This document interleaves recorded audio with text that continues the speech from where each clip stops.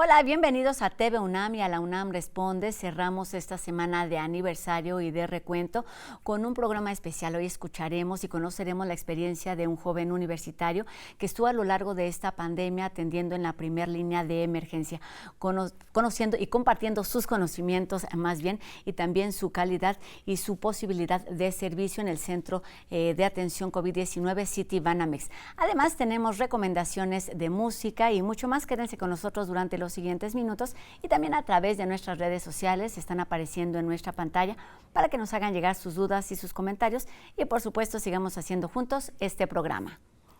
Y bueno, estar en alerta y hacer colaboraciones en todos los niveles a lo largo de estos 2 años ha permitido que la vacunación se convierta en una de las estrategias más efectivas para controlar la pandemia, aunque la distribución esté avanzando de manera inequitativa y lenta en algunos lugares.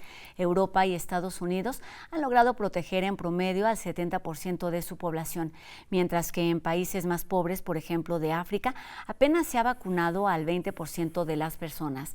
En América también la distribución se ha dado de manera desigual. Algunos países no han logrado inmunizar a la mitad de sus habitantes, mientras que en México se han aplicado alrededor de 188 millones de dosis, lo que indica que casi 80 millones de personas han recibido el esquema completo y el 60% o un poco más de la población total esté protegida. Esto de acuerdo a datos de la Secretaría de Salud.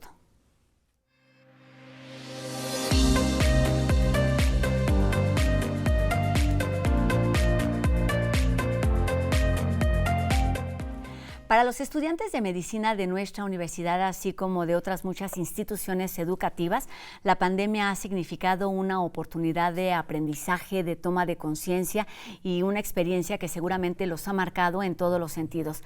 La Facultad de Medicina tuvo una gran contribución en este sentido y hoy nos da muchísimo gusto saludar y platicar aquí en el estudio de TV UNAM sobre esta experiencia retadora y enriquecedora con el doctor Abraham Hernández, quien es egresado de la Facultad de Medicina de nuestra universidad y actualmente es estudiante de posgrado en el Instituto Nacional de Salud Pública.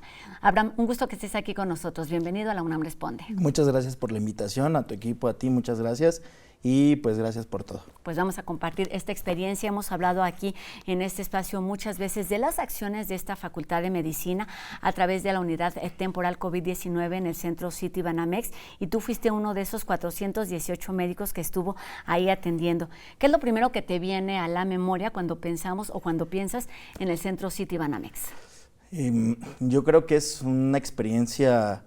Digo, la pandemia fue complicada en muchos sentidos, en el sentido personal, en el sentido profesional, fue un reto. O sea, nosotros veníamos saliendo como egresados, ahora literalmente salimos en febrero del 2020 como médicos egresados, todavía pues el proceso de titulación continuaba y no teníamos experiencia más que el servicio social previo.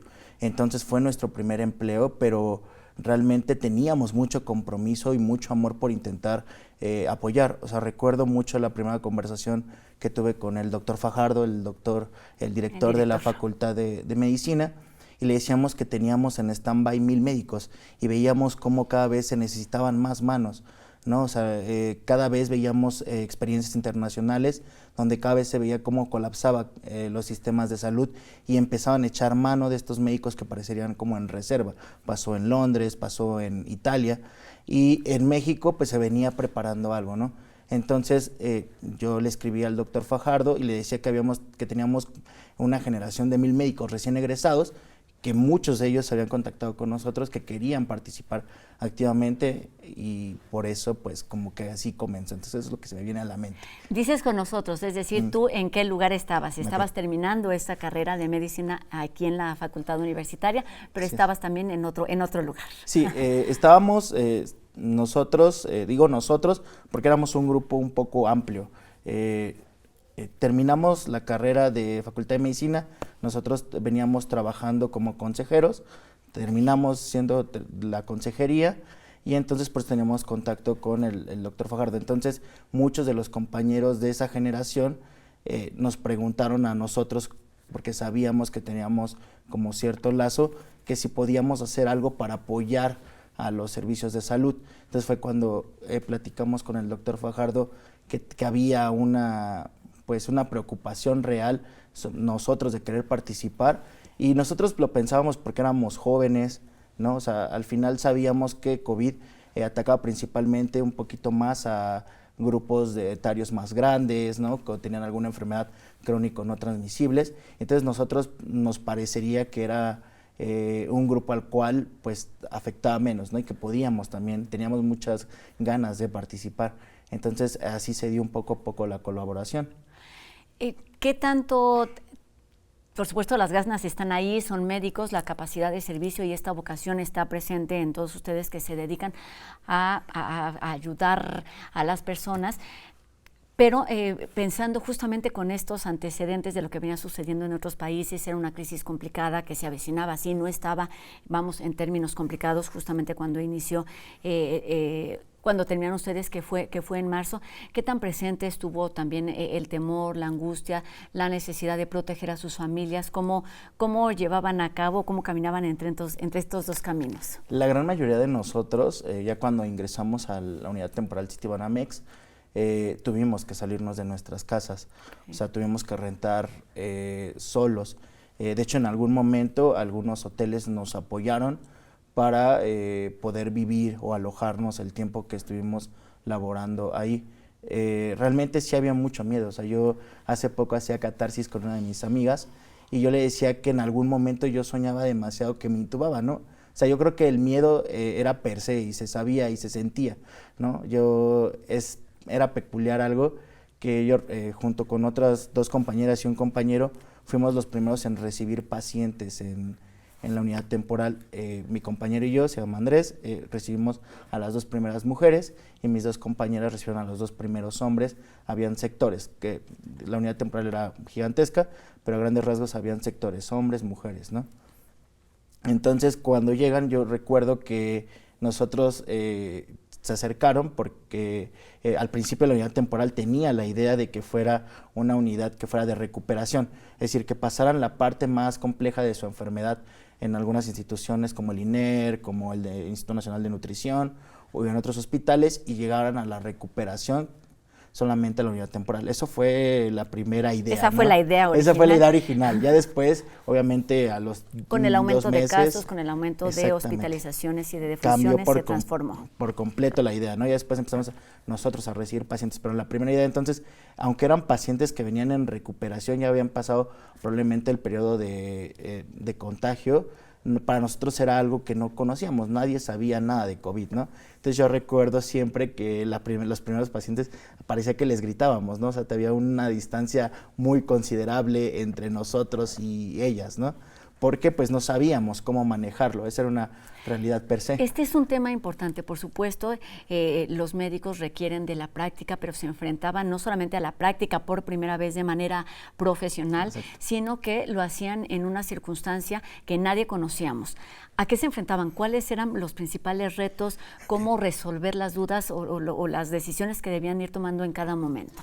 La verdad es que creo que en la unidad temporal lo llevamos muy bien desde el grupo asesor que construía los protocolos. Nosotros nos involucramos mucho en estos protocolos, pero sí... ¿Hubo alguna capacitación previa o era constante? Nosotros ingresamos a la unidad temporal el 28 de abril, recibimos a los primeros 4 pacientes. Las 2 pacientes, los dos pacientes. Exacto. Los 2 pacientes. Eso fue en abril del 2020. Okay. Tuvimos una capacitación de 3 días antes. Y entonces ingresamos, pero nosotros éramos los 2 primeros, entonces no teníamos ningún conocimiento. Habíamos leído un poco los casos de Italia, sabíamos cómo había manejado China, ¿no? Sabíamos un poco de Londres, pero no teníamos conocimiento alguno, ¿no? Tanto así, por ejemplo, te voy a contar que el uso de la dexametasona, ¿no? Al principio, por protocolo, lo prohibíamos. Ahorita sabemos que para los casos graves o los casos que se empiezan a complicar, la dexametasona es un gran medicamento, ¿no? Claro. Entonces, pues así de complejo era la situación porque no sabíamos nada de COVID, ni cómo se contagiaba, ni cuál era la evolución clínica, ni cuáles eran los medicamentos que íbamos a ocupar. Entonces, yo creo que sí se fue dando a la marcha poco a poco, pero sí tuvo el sitio Banamex una idea muy visionaria en la idea de estar actualizando protocolos mes con mes. O sea, cada mes parecía que nos reuníamos varios y decían, bueno, acaban de salir que la dexametasona es buena, que disminuye los casos, ¿no? Y fueron aprendiendo cada día, como bien lo dices, pues el primer reto fue estar en contacto con el primer paciente, exacto, pero también conforme avanzaba la pandemia y se fueron complicando los casos de COVID-19, se complicaba eso, la relación con los pacientes. Platícanos algunos de los retos o de los días más complicados de acuerdo con algún paciente o la experiencia que tenían ustedes como médicos prácticamente en formación. La verdad es que yo siempre he pensado que COVID es una de las peores enfermedades que ha habido. ¿Y por qué? Digo, o sea, creo que hay otras enfermedades más letales en número, ¿no? Pero COVID te alejaba completamente de tu familia, entonces tenías que llevar la enfermedad tú solo.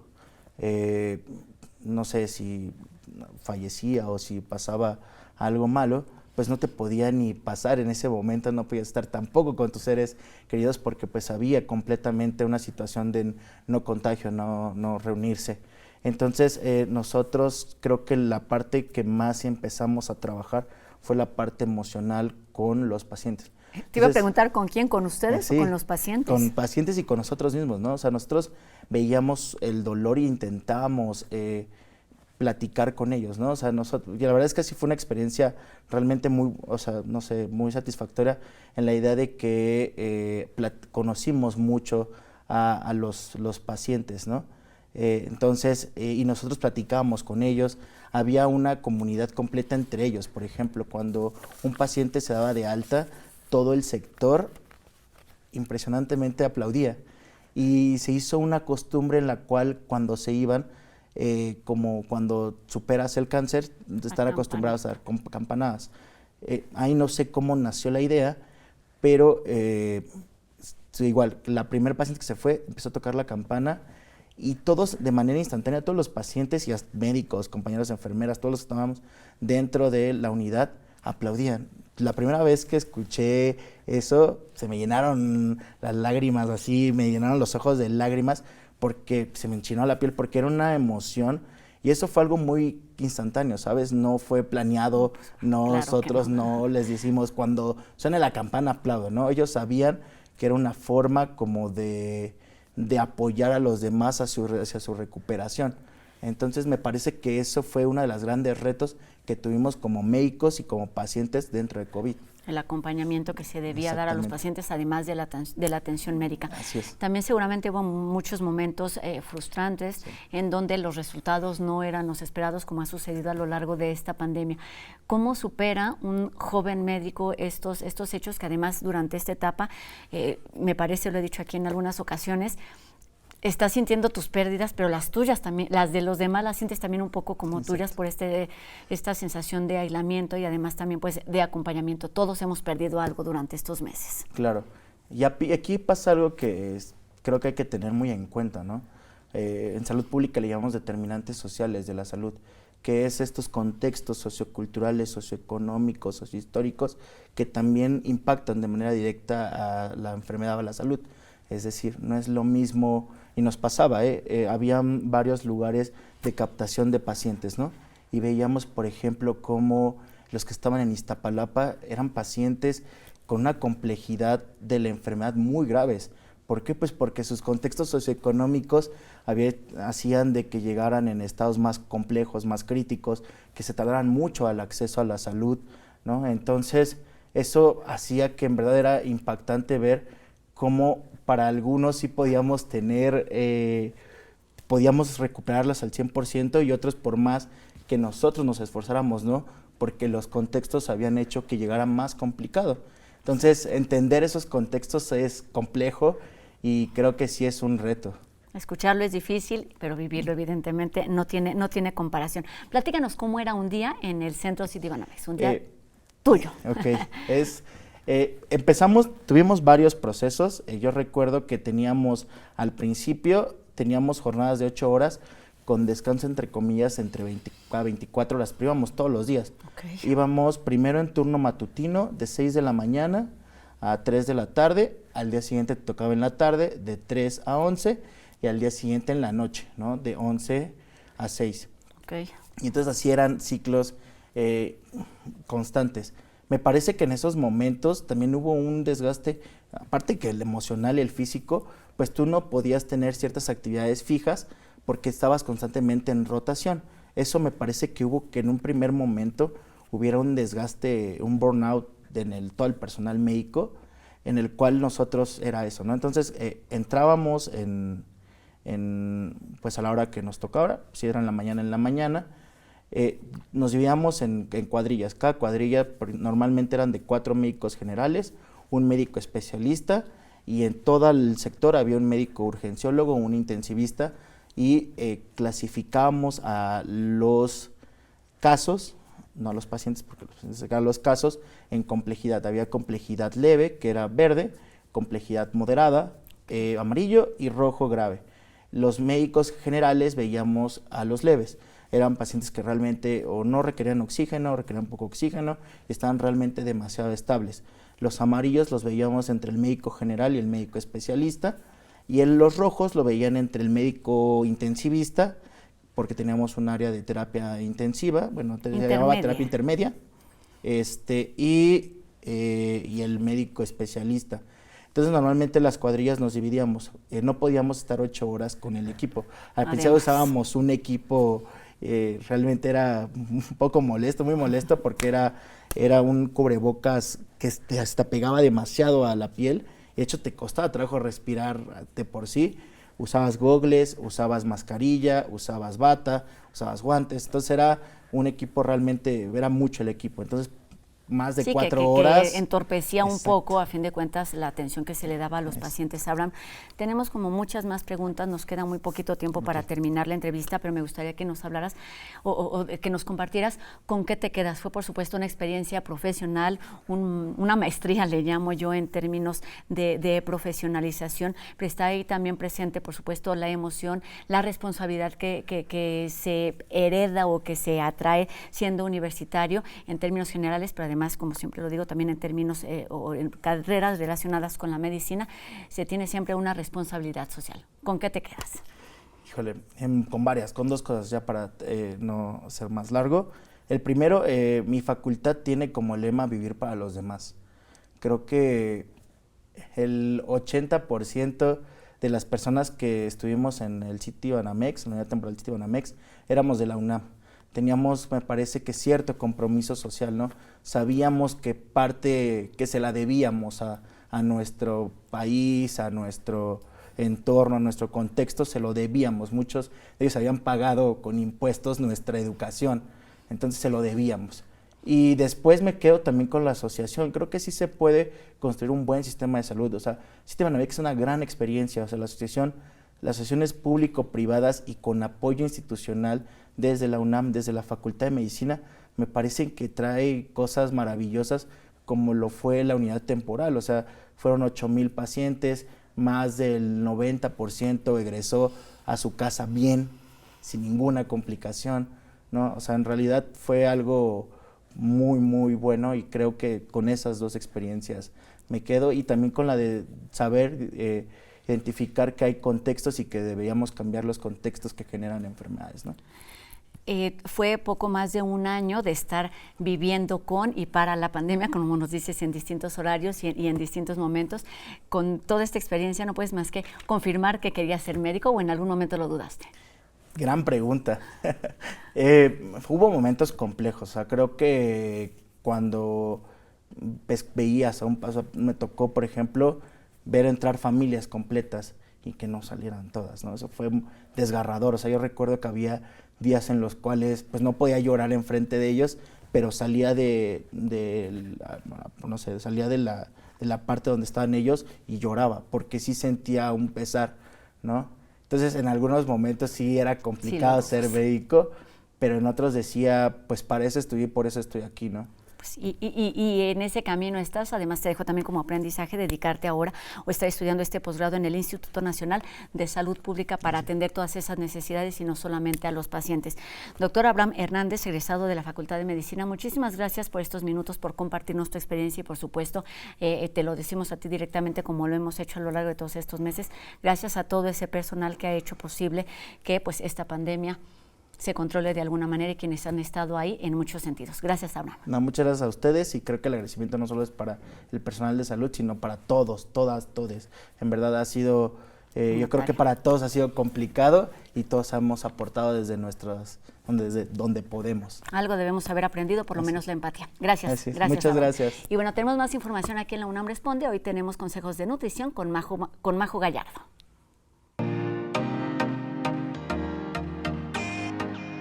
Hablemos sobre la fruta. Soy Majo Gallardo, nutrióloga clínica y deportiva, y me gustaría romper algunos mitos y sobre todo aclarar algunas dudas sobre la fruta. En algunas dietas la quitan, en otras solo comen fruta. ¿Es buena? ¿Es mala? ¿Engorda en la noche? De eso vamos a hablar justo el día de hoy. Primero que nada, la fruta es un carbohidrato y se considera un carbohidrato simple. ¿Qué quiere decir? Que forman parte de nuestra alimentación diaria, pero debemos cuidar la cantidad de ellas. ¿Por qué sí debemos consumirlas? Porque cada fruta tiene diferentes aportes nutricionales, porque son ricas en vitaminas como vitamina A, vitamina C, potasio, además de que son excelentes fuentes de fibra y de agua. ¿Cuál es la cantidad que debemos comer? Va a depender de cada persona, va a depender de cada patología, si es que tienes diabetes, si es que estás en una dieta alto o baja en carbohidrato, y es completamente personalizado. Yo, Majo, recomiendo entre 1 y 3 porciones de fruta al día, pero obviamente va a depender de cada quien. Ojo, no las prohíbo. Las porciones van a depender también de cada fruta. Voy a dar aquí algunos ejemplos. Plátano y mango, los más llenos de mitos, que si engordan, que si no engordan, que si los quitan. ¿Cuál es su porción? Media pieza. Papaya, melón, sandía, fresa es 1 taza. Piña, media taza. Mandarinas, ciruelas, guayabas son 2 piezas. Y así me puedo ir, pero aquí te dejo algunas de las cantidades.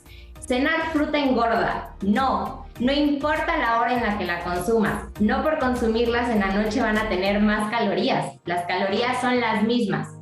Siempre y cuando cumplas con tus porciones de fruta al día, no va a importar a qué hora la consumas. No te pases de tus porciones de fruta al día y estás del otro lado.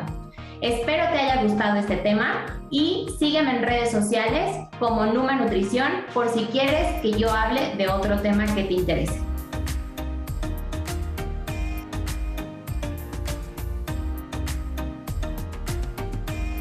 Esta tarde Miroslava nos hace un recorrido por la música del anime. Seguramente los fans de este género recuerdan muchas de las canciones de sus series favoritas. Vamos con las notas de Miroslava.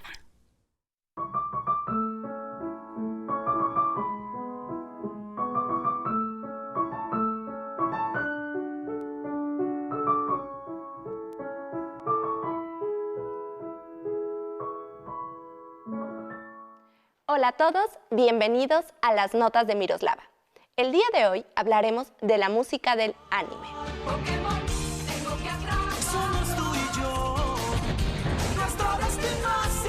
El anime ha marcado a más de una generación.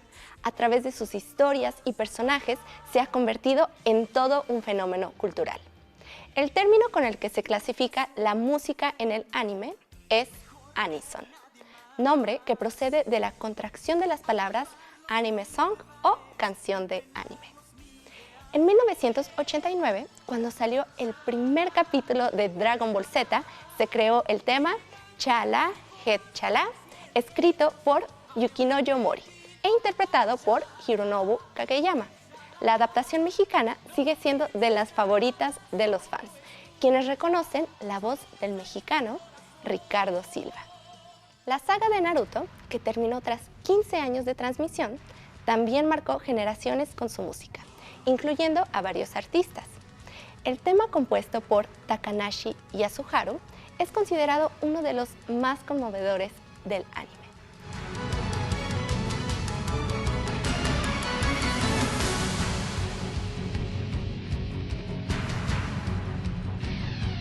Joe Hisaishi es uno de los compositores más importantes de Japón y el autor de más de 100 bandas sonoras para películas del estudio Ghibli, como El viaje de Chihiro, y El increíble castillo vagabundo.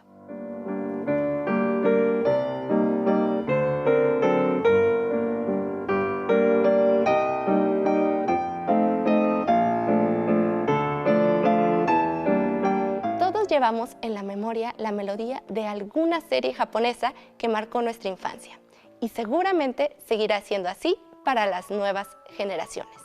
Cuéntame, ¿cuál es tu anison favorito? Escríbeme a través de mis redes sociales. Me puedes encontrar en Instagram y TikTok como @miros_gli y en Facebook como Miroslava Gli. Nos vemos pronto. Con esto terminamos nuestro programa de hoy. Gracias a todas las voces que nos acompañaron a lo largo de la semana, por supuesto a todos ustedes que nos acompañan del otro lado de la pantalla y a todas las personas que hacen posible esta transmisión día con día. Y bueno, como la pandemia aún continúa, nosotros también, así que los esperamos el próximo lunes en una emisión más de La UNAM Responde, por supuesto por TV UNAM. Mi nombre es Rosa Brizuela. Adiós.